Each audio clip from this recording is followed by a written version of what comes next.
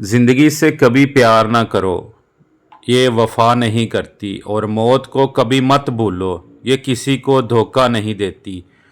लोग कहते हैं कि दौलत को पास रखो, बुरे वक़्त में काम आएगी। बस अल्लाह पर यकीन रखो, इंशाअल्लाह बुरा वक़्त ही नहीं आएगा। जो इबादत, अखलाक और किरदार पर असरअंदाज ना हो सके, वो इबादत नहीं, सिर्फ मुशक्क़त है। घर मालो दौलत से नहीं, अखलाक से इबाद होते हैं। मिट्टी के ऊपर महल बनाने के साथ साथ मिट्टी के नीचे भी महल बनाने की कोशिश जारी रखें। बाप अमीर हो या गरीब, बेटियों के लिए वो हमेशा बादशाह ही होता है। टूटा हुआ यकीन और गुजरा हुआ वक़्त हमेशा वापस नहीं आता। मर्द अगर दीनदार हो जाए तो दीन घर की दहलीज पर आ जाता है, और अगर औरत दीनदार हो जाए तो दीन नस्लों तक आ जाता है।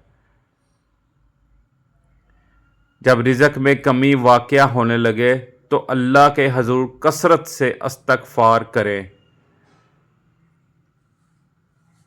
नींद को इबादत बनाने का सबसे आसान तरीका ये है कि बावुज़ू होकर सोया जाए।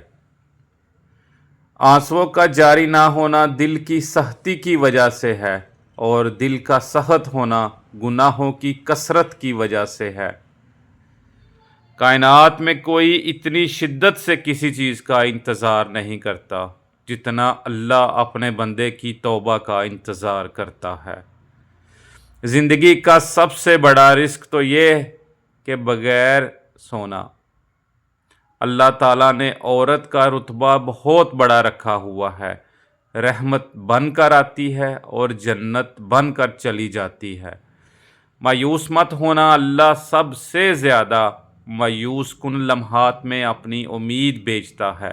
और याद रहे, सबसे ज़्यादा बारिश तारीक तरीन बादलों से ही बरसती है।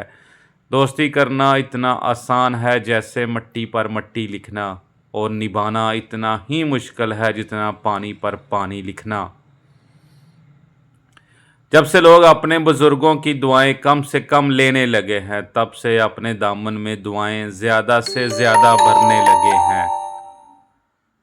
दुनिया में तुम्हारे लिए सबसे बेहतरीन सज़ा ये है कि अल्लाह तुम्हारी ज़ुबानों को अपने ज़िक्र से रोक दे। कुछ रिश्ते किराए के मकान की तरह होते हैं, जिन्हें जितना मर्ज़ी संभाल लें और संवार लें, अपने नहीं होते। अपना फ़ायदा सोचे बिना सबके साथ नेकी करें, क्योंकि जो फूल बेचते हैं उनके हाथों में खुशबू रह ही जाती है। हम इस दुनिया में यूँ रहते हैं जैसे हमने जाना ही नहीं, फिर हम ऐसे चले जाते हैं जैसे कि हम इस दुनिया में आए ही नहीं।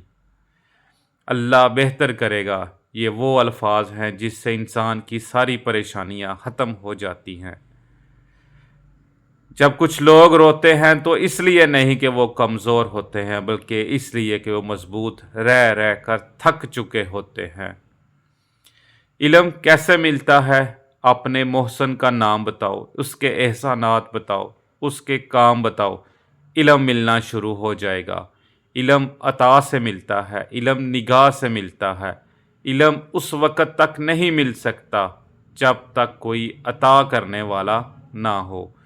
जो किसी मकसद के लिए मरते हैं वो मरते नहीं, और जो बेमकसद जीते हैं वो जीते नहीं।